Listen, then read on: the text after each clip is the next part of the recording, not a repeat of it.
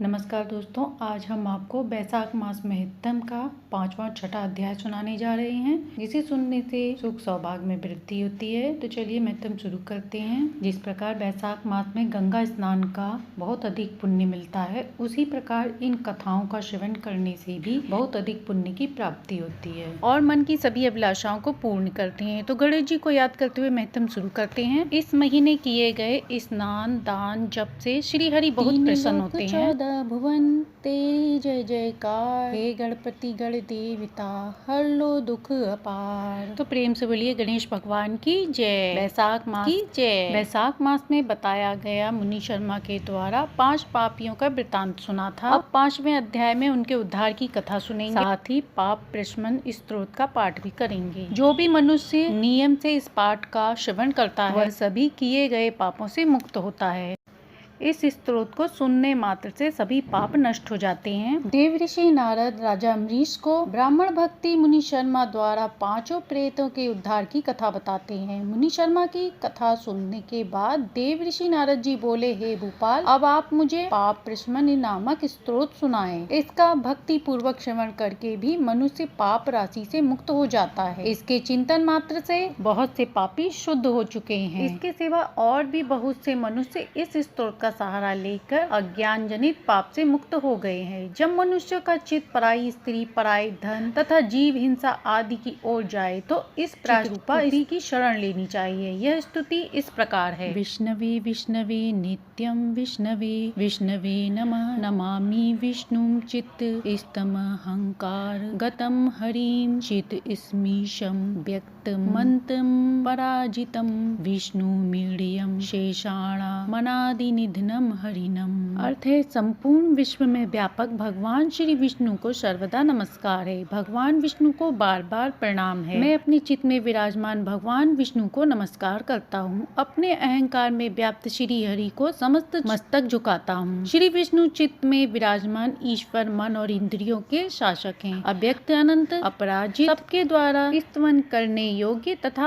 आदि अंत से रहित है। ऐसे श्री हरि को मैं नित्य निरंतर प्रणाम करती हूँ। विष्णु चित्त गतोयम में विष्णु बुद्धि गतश्च यतः योड़ अहंकार गतो विष्णुर्यो करोति कर्त्य भूतोसो इसा वरस्य चरस्य च पापम नाशमायाति तस्मिन् विष्णु विचिंतिते। जो भगवान विष्णु मेरे चित्त में विराजमान है, जो भगवान विष्णु मेरी बुद्धि में स्थित हैं, विष्णु जी मेरे अहंकार में व्याप्त हैं तथा जो भगवान विष्णु सदा मेरे स्वरूप में स्थित हैं, वे ही कर्ता होकर सब कुछ करते हैं। उन विष्णु भगवान का चिंतन करने पर चराचर प्राणियों का सारा पाप नष्ट हो जाता है। ध्यातो हरिति य पापम स्वप्रे दुष्च पापी नाम तमुपेन्द्र महम विष्णु नमामि प्रणत प्रियम। जो ध्यान करने और स्वप्न में दीख जाने पर भी पापियों के पाप हर लेते हैं तथा चरणों में पड़े हुए शरणागत भक्त जिन्हें अत्यंत प्रिय हैं, उन वामन रूपधारी भगवान विष्णु को मैं नमस्कार करती हूँ। जगत्यस्मि तिरालंबे हाजमक्षरम भव्यम हस्ता बलम्बन स्त्रोतम विष्णु वंदे सनातनम। जो अजन्मा अक्षर और अविनाशी है तथा इस अवलंब शून्य संसार में हाथ का सहारा देने वाले हैं, स्त्रोतों द्वारा जिनकी स्तुति की जाती है, उन सनातन श्री विष्णु को मैं सदा प्रणाम करती हूँ। सर्वेश्वरेश्वर विभो परमात्मत्र धोक्षज ऋषिकेश ऋषिकेश ऋषिकेश नमस्ते। अर्थ है, हे सर्वेश्वर, हे ईश्वर, हे व्यापक परमात्मा, हे अधोक्षज, हे इंद्रियों का शासन करने वाले अंतर्यामी ऋषिकेश, आपको बार बार नमस्कार है। नरसिंहानंत गोविंद भूत भावन केशव दुर्वक्तम दृष्टम ध्यातम शमयासु जनार्दन। इसका अर्थ है, हे नर, हे अनंत, हे गोविंद, हे भूत भावन, हे केशव, हे जनार्दन, मेरे दुर्वचन दुष्कर्म और दुष्चिंतन को शीघ्र ही नष्ट कीजिए। यन्मया चिंतितम दुष्टम स्वचित वश वर्तिना आकर्षणीय महाबाहो तच्छम नये केशव। अर्थ है, महाबाहो मेरी प्रार्थना सुनिए, अपने चित्त के वश में होकर मैंने जो कुछ बुरा चिंतन किया हो उसको आप शांत कर दीजिए। ब्राह्मणे देव गोविंद परमार्थ परायण जगन्नाथम जगद्वाता पापम शमय मेच्युत। अर्थ है, ब्राह्मणों का हित साधन करने वाले देवता गोविंद, परमार्थ में तत्पर रहने वाले जगन्नाथ, जगत को धारण करने वाले अच्युत, मेरे पापों का नाश कीजिए। यह चापरा है, साया है, मध्या है च तथा निशि कायेन मनसा वाचा कृतम पापम जानता जानता च हृषिकेश पुंडरीकाक्ष माधव नामत्रयोच्चारण सर्वयातु मम क्षयम्। अर्थ है, मैंने पूर्वाह, सायाह, मध्याह्न तथा रात्रि के समय शरीर, मन और वाणी के द्वारा जान तथा अनजाने में जो कुछ भी पाप किया हो वह सब ऋषिकेश, पुंडरीकाक्ष और माधव इन तीनों नामों के उच्चारण मात्र से नष्ट हो जाएं। शारीरम में ऋषिकेश पुंडरीकाक्ष मनसम पापम प्रश्म मायातु वाक्कृतम मम माधव। अर्थ है, ऋषिकेश आपके नाम उच्चारण से मेरा शरीर पाप नष्ट हो जाए, पुंडरीकाक्ष आपके स्मरण से मेरा मानस पाप शांत हो जाए तथा माधव आपके नाम कीर्तन से मेरे वाचिक पाप का नाश हो जाए। यद्भुजान पिबन्ति शन स्पर्शाग्रद यदा इत्थम आकाश पापम थार्थ कायेन मनसा गिरा महदल्पम च यत् पापम दुर्योनिन रकाबहम सर्व विलियम यातु वासुदेवस्य कीर्तनात्। अर्थ है, मैंने खाते पीते, खड़े होते, सोते, जागते तथा ठहरते समय मन, वाणी और शरीर से स्वार्थ या धन के लिए जो कुत्सित योजनियों और नरकों की प्राप्ति कराने वाला महान या थोड़ा पाप किया है वह सब भगवान वासुदेव का नामोच्चारण करने से नष्ट हो जाएं। परम ब्रह्मा परम धाम पवित्रम परम च यत अस्मिन् संकीर्तिते विष्णु यत् पापम तत् प्रणश्यतु। अर्थ है, जिसे परम ब्रह्मा, परम धाम और परम पवित्र कहते हैं वह तत्व भगवान विष्णु ही हैं। इन श्री भगवान विष्णु का कीर्तन करने से मेरे जो भी पाप हों वो नष्ट हो जाएं। प्राप्य न निवर्तते गंध स्पर्श विवर्जितम सूर्यपदम विष्णु इस्तत्सर्व में भवत्वलम। अर्थ है, जो गंध और स्पर्श से रहित हैं, ज्ञानी पुरुष जिसे पाकर पुनः संसार में नहीं लौटे वह श्री विष्णु का ही परम पद है, वह मुझे पूर्ण रूप से प्राप्त हो। पाप प्रशमन श्रोस्तम य पठेत उडुयंत्र शारीरे मान सैर्वाचा कृते पापे प्रमुच्यते मुक्तम पाप ग्रहादि भयो याति विष्णु परम पदम तस्मात् सर्व प्रयत्नेन स्तोत्रम सर्वाघ नाशनम। पाप प्रशमन स्तोत्रम यठे प्राश्चित्यतम किनोनाम पठितव्यम नरोत्तमे। अर्थ है, यह पाप प्रशमन नामक स्तोत्र है जो मनुष्य से पढ़ता और सुनता है वह शरीर, मन और वाणी द्वारा किए हुए पापों से मुक्त हो जाता है। इतना ही नहीं, वह पाप ग्रह आदि से भी, भय से भी मुक्त होकर विष्णु के परम पद को प्राप्त होता है। यह स्तोत्र सब पापों का नाश करने वाला तथा पाप राशि का प्रायश्चित है, इसलिए श्रेष्ठ मुनियों को पूर्ण यत्न करके इस स्तोत्र का पाठ करना चाहिए। राजन, इस स्तोत्र के श्रवण मात्र से पूर्व जन्म तथा इस जन्म में किए हुए पाप भी तत्काल नष्ट हो जाते हैं। यह स्तोत्र पाप रूपी वृक्ष के लिए कठोर और पापमय ईंधन के लिए दावानल है। पाप राशि रूपी अंधकार समूह का नाश करने के लिए यह स्तोत्र सूर्य के समान है। मैंने संपूर्ण जगत पर अनुग्रह करने के लिए इसे तुम्हारे सामने प्रकाशित किया है। इसके पुण्यमय महात्म्य का वर्णन करने से स्वयं श्री हरि भी समर्थ में नहीं है। वैशाख मास महत्तम अध्याय 5वां समाप्त हुआ। अब सुनते हैं छठा अध्याय। नारद जी से पाप प्रशमन स्तोत्र सुनकर प्रसन्न होते हुए राजा अम्बरीश ने कहा, हे मुनि, आपके श्री मुख से भगवान की पवित्र कथा सुन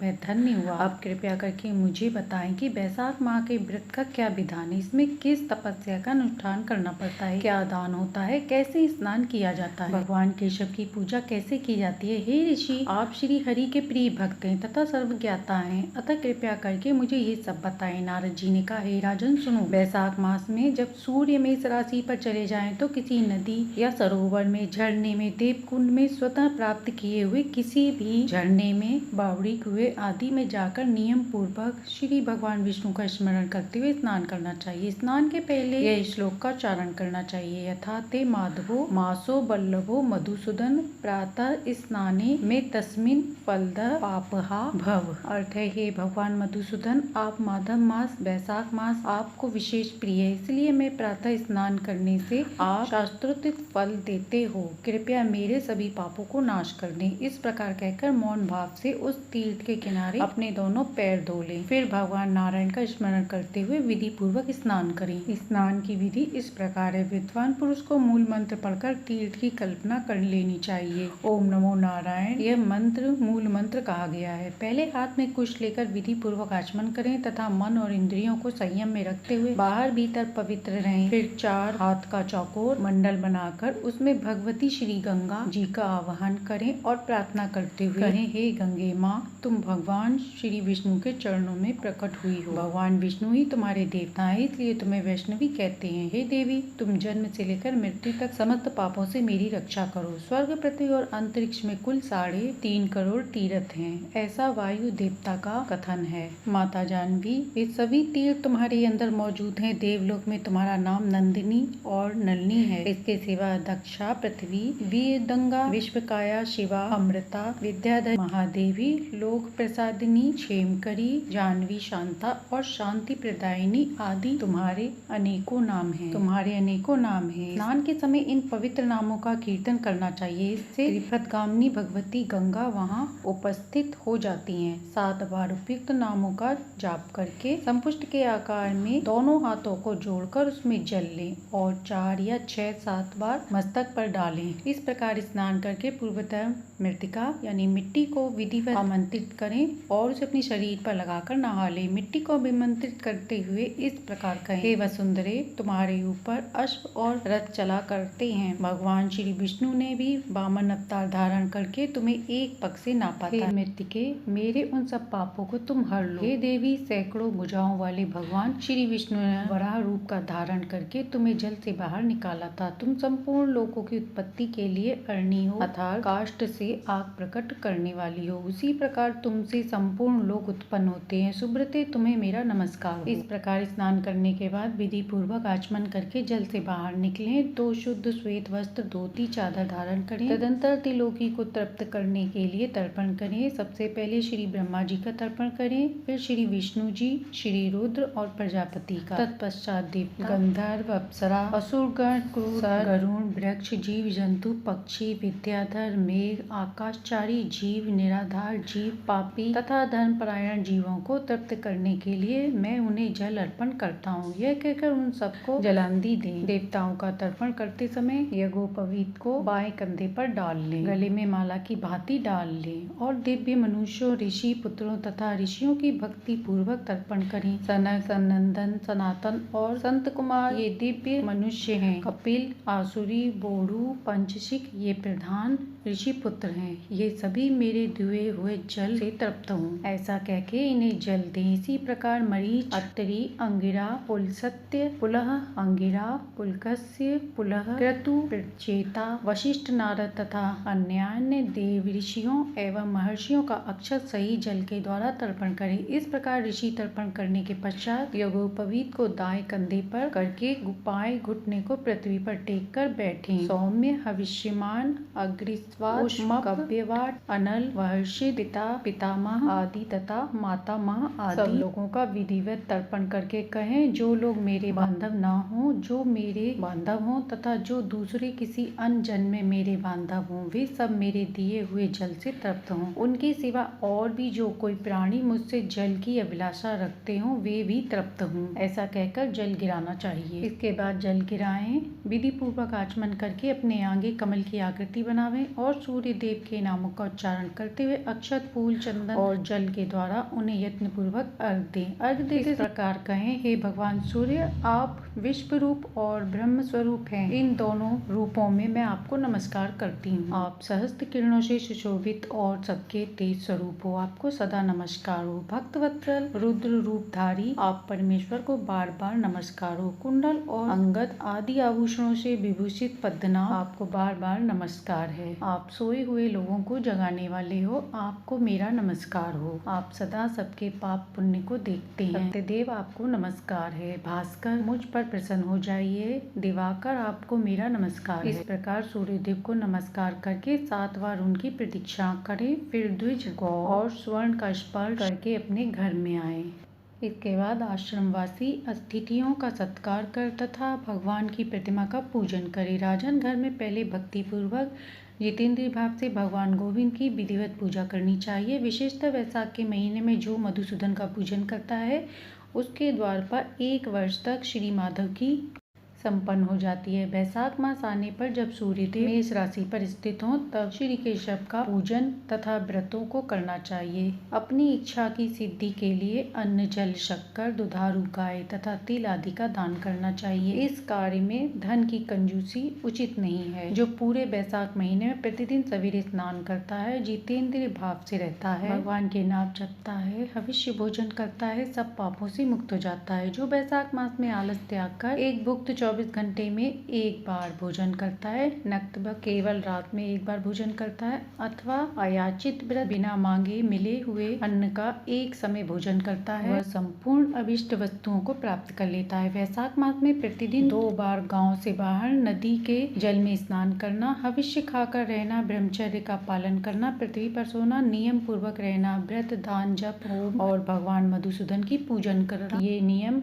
1000 जन्मों के पापों को भी हर लेते हैं। जैसे भगवान माधव ध्यान करने पर सारे पाप नष्ट कर देते हैं, उसी प्रकार नियम पूर्वक किया हुआ माधव मास का स्नान भी समस्त पापों को दूर कर देता है। वैशाख मास महत्तम अध्याय 6 समाप्त हुआ। इन पाठों का वैशाख मास में श्रवण करने से विष्णु भगवान की विशेष कृपा प्राप्त होती है। महत्तम अच्छा लगा हो तो लाइक एंड सब्सक्राइब करें।